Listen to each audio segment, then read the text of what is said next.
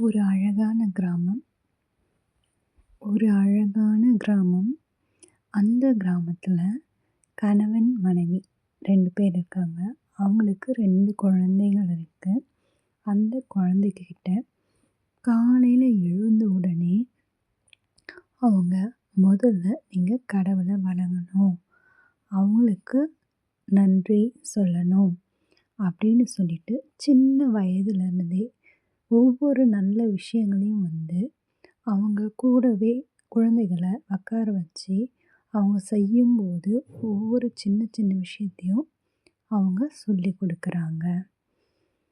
அப்ப ஒரு குறிப்பிட்ட வயது வந்த உடனே அந்த குழந்தைகளுக்கு நீங்க சாப்பிட்ட பிளேட்ட நீங்க தான் வாஷ் பண்ணணும்.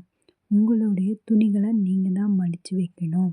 வாரத்துக்கு ஒரு முறை எல்லாரும் சேர்ந்து வீட்ட சுத்தம் செய்யணும். இந்த மாரி அந்த குழந்தைகளுக்கு சொல்லி தராங்க.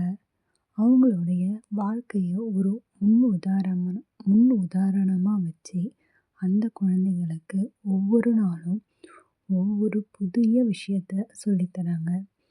அந்த குழந்தைகள் அதன்படி கேட்டு சந்தோஷமாகவும், மகிழ்ச்சியாகவும் வாழ்ந்து வருகிறார்கள்.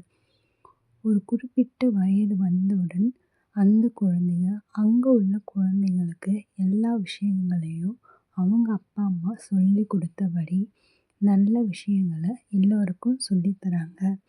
எல்லாருக்கும் ஹெல்ப் பண்றாங்க. அவங்களுக்கு தெரிஞ்ச விஷயங்கள மற்ற எல்லா குழந்தைகளுக்கும் சொல்லி தராங்க. அனைவருக்கும் உதவும் மனப்பான்மையுடன் இருக்கிறாங்க. அந்த 2 குழந்தைங்களும் அந்த ஊர்ல இருக்கிற எல்லார் கூடயும் அன்பாகவும், கருணையாகவும், ஒற்றுமையாகவும் இருக்கிறாங்க. ஒரு நாள் நைட் டைம்ல அப்பா, அம்மா அவங்க 2 பசங்க 2 பேரும் உக்காந்துட்டு நிலாவ பார்த்துட்டு அவங்க அம்மா சொல்றாங்க, "நீங்க நிறைய விஷயங்கள தெரிஞ்சுக்கணும். வாழ்க்கையில எதையுமே கஷ்டம் அப்படின்னு பார்க்கக்கூடாது.